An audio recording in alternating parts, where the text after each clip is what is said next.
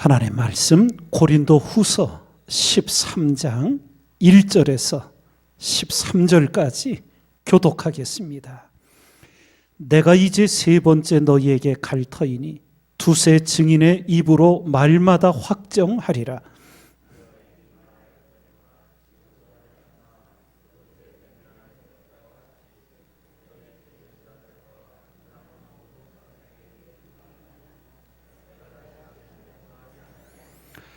이는 그리스도께서 내 안에서 말씀하시는 증거를 너희가 구함이니 저가 너희를 향하여 약하지 않고 도리어 너희 안에서 강하시니라.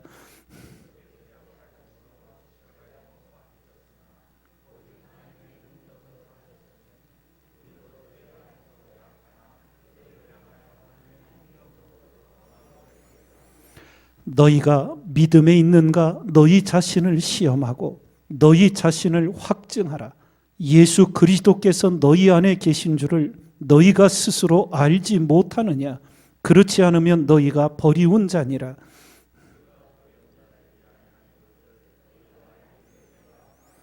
우리가 하나님께서 너희로 악을 조금도 행하지 않게 하시기를 구하노니 이는 우리가 옳은 자임을 나타내고자 함이 아니라 오직 우리는 버리운 자 같을지라도 너희로 선을 행하게 하고자 함이라.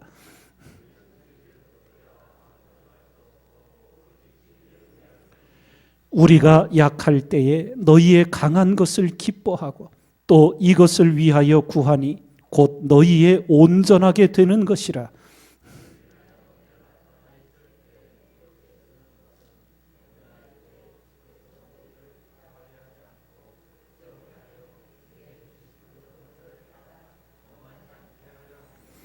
마지막으로 말하노니 형제들아 기뻐하라.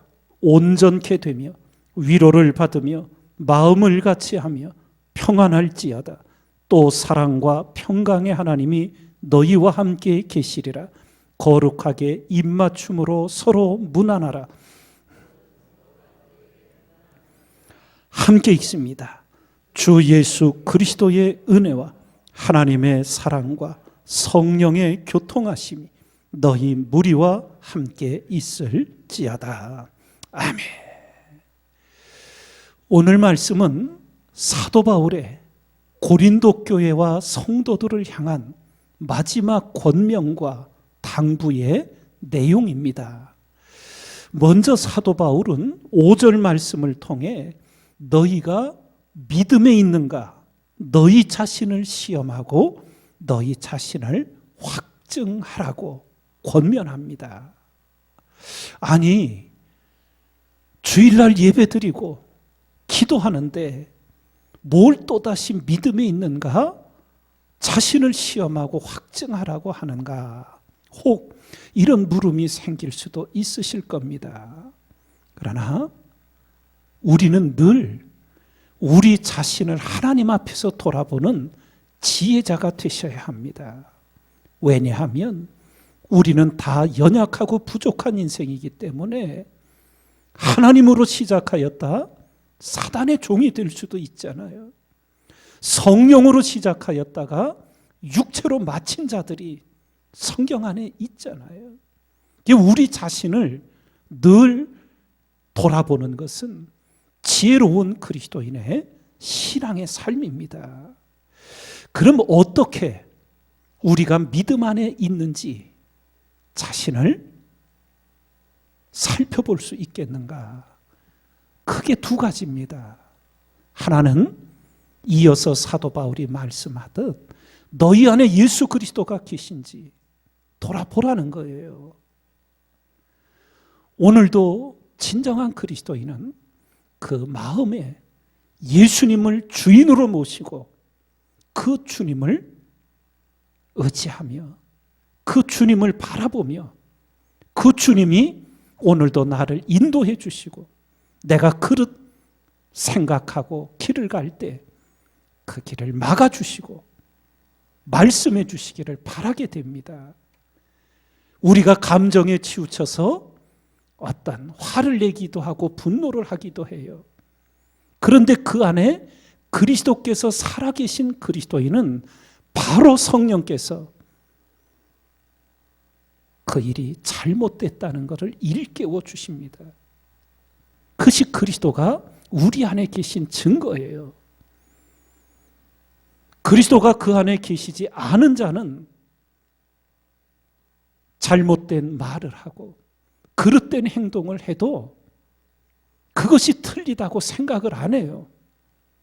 스스로 그것을 합리화하고 정당화합니다.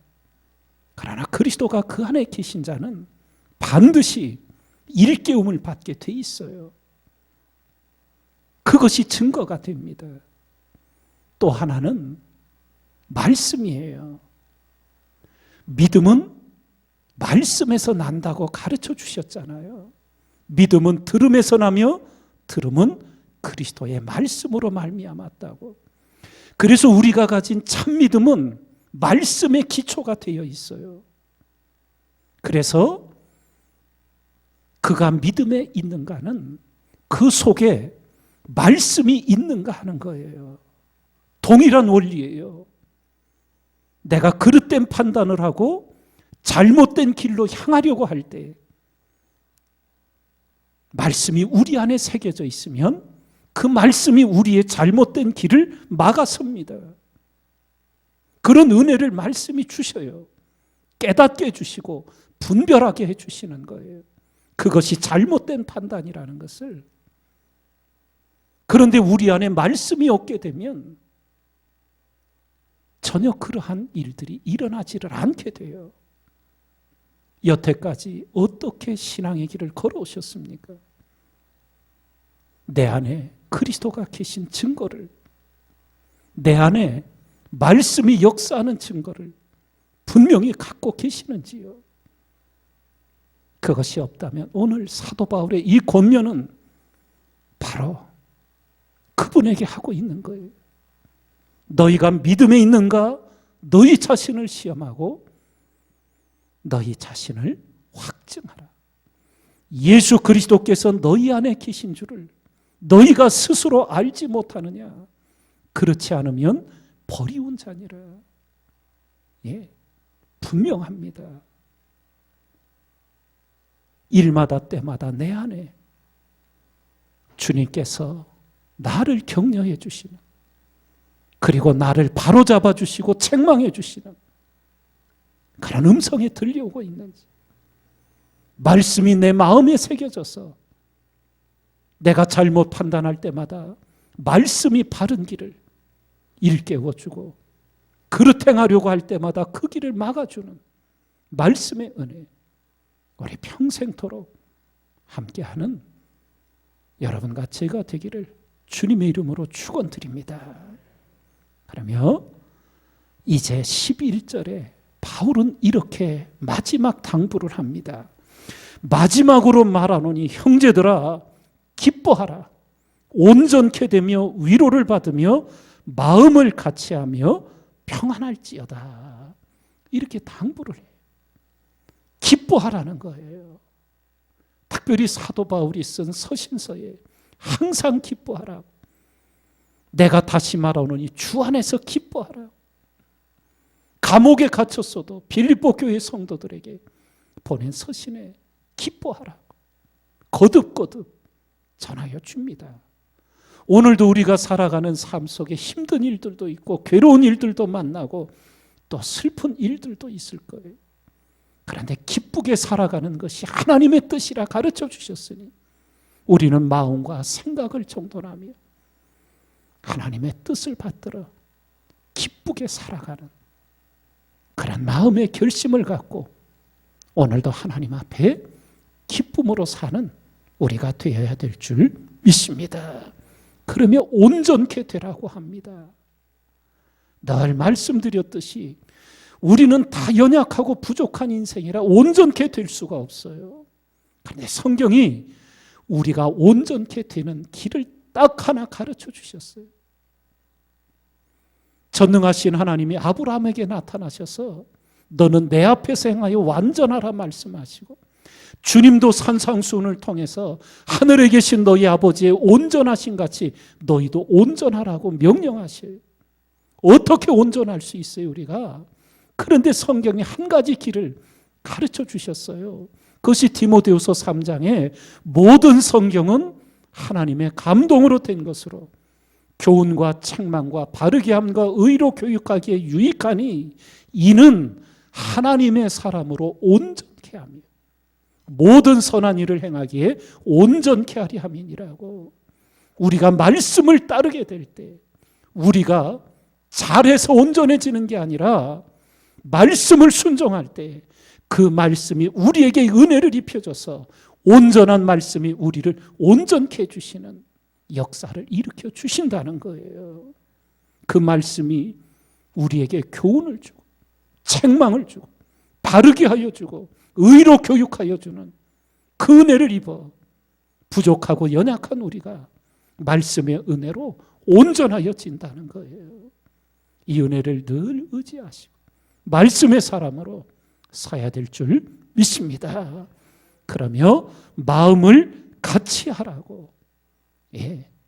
교회가 하나님 나라의 확장을 위해 생명을 살리는 복음의 역사를 위해 마음을 같이하여 기도하고 나아갈 때 하나님의 축복과 영광이 나타나게 되는 줄 믿습니다.